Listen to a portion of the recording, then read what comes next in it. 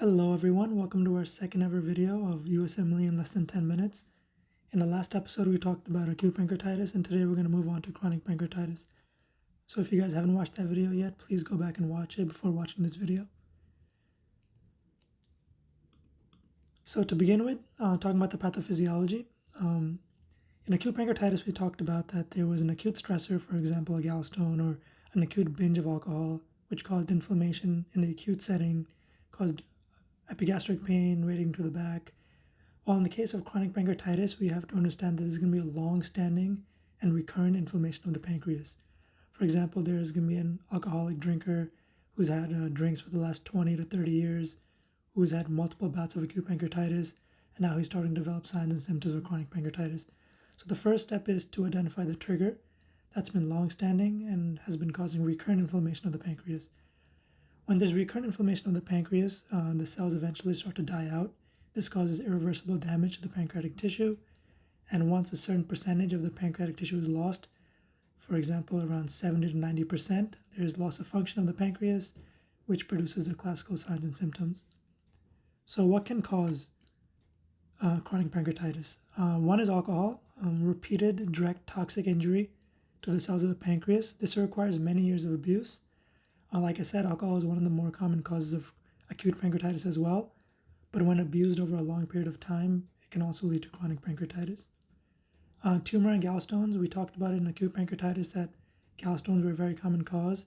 When we think about chronic pancreatitis, we like to think about tumor more often because a gallstone, we can just remove it. So it's a very low chance that a gallstone is going to cause chronic pancreatitis because a gallstone, presents with right upper quadrant pain and stuff like that. So as soon as we identify a gallstone, we just remove it and the symptoms resolve. So when we think of chronic pancreatitis and we think that the cause is something obstructive, we're thinking of a tumor because a tumor can stay there and grow over a long period of time and can cause kind of like a chronic obstructive syndrome, which can cause the chronic pancreatitis. Cystic fibrosis is another common one. It's tested on the board exams a lot, especially in kids who are having failure to thrive with, recurrent respiratory infections. You think of cystic fibrosis, and this occurs due to obstruction due to mucus plugging. Another common cause is autoimmune causes. There's a variety of autoimmune causes, but IgG4 related diseases have been coming up on the board exams. In these diseases, it's a group of disorders where IgG4 positive plasma cells basically make their way into different tissues of the body, and they cause inflammation, leads to fibrosis, and it causes failure of that organ.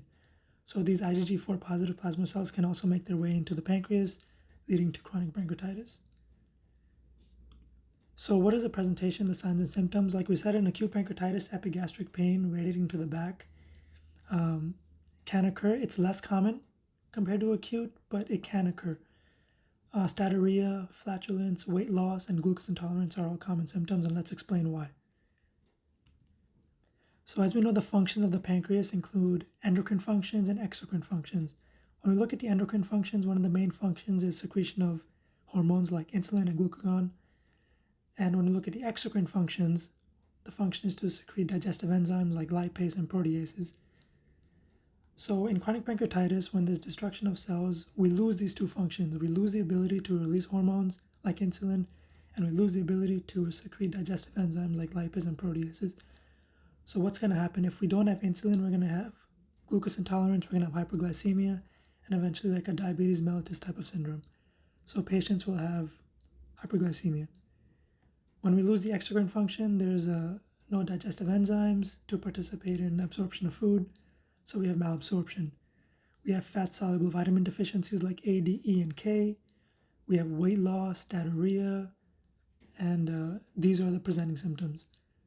And usually these symptoms start to present when greater than 90% of pancreatic tissue is lost. That's like the threshold. So if there's only 50% of pancreatic tissue lost, there might not be any symptoms. But once that starts to creep up to the 80%, 90%, that's when we start to see these symptoms. The diagnosis is usually clinically made. So example, the patient presents with staturia, and you can do like a stool test to see the fat content, and that can clue you into a diagnosis of chronic pancreatitis. Amylase and lipase are very useful in acute pancreatitis, but in chronic, their utility is limited because the levels usually normalize over time. Remember, lipase is contained in the pancreas, and if we're destroying the pancreas, there's no source for lipase.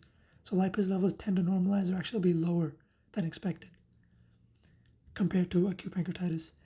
And you can also do a CT, you can do imaging. A CT will show atrophied pancreas. You can see over here, the pancreas, and these hyperdense like white accumulations are calcium. So this is an atrophied calcified pancreas in the setting of chronic pancreatitis. Another important thing to remember is that chronic pancreatitis increases the risk of pancreatic adenocarcinoma, and they like to test that. There's many risk factors for adenocarcinoma of the pancreas, and chronic pancreatitis is one of those risk factors, so remember that. And finally, the high yield slide. Questions that you should be able to answer are, you should be able to recognize calcifications on a CT. They might just give you a CT and be like, what is happening? And you should be able to tell that this is chronic pancreatitis. Remember that amylase and lipase are usually normal. In a young child with the failure to thrive and recurrent infections, think malabsorption due to chronic pancreatitis secondary to cystic fibrosis. So keep that in mind. The treatment for chronic pancreatitis is basically supportive. We can't like replace the pancreas. We can't do anything because most of these causes are irreversible. And so the treatment is just to replace the enzymes, replace the hormones, and just help the patient. Supportive treatment. Always remember to watch out for fat-soluble vitamin deficiencies. A, D, E, and K are the fat-soluble vitamins, and those can become deficient. And also another high-yield fact that might be tested is kind of a small fact, but remember in B12, in order to, like the whole B12 digestive cycle, B12 is bound to R binder, then the R binder is cleaved off, then the B12 goes to the ileum, and the ileum is where it's absorbed. Well, actually, trypsin is one of the enzymes that's released from the pancreas. It's required to cleave R binder from B12. So if there's no trypsin because of chronic pancreatitis, we might actually get a B12 deficiency because we're not able to absorb the B12. And finally, it increases the risk for pancreatic adenocarcinoma. So that was kind of a quick video, and those are the important things to remember about chronic pancreatitis. So make sure to go back and watch the acute pancreatitis video as well, and make sure you guys like and tell me what you guys want to see next. Thank you.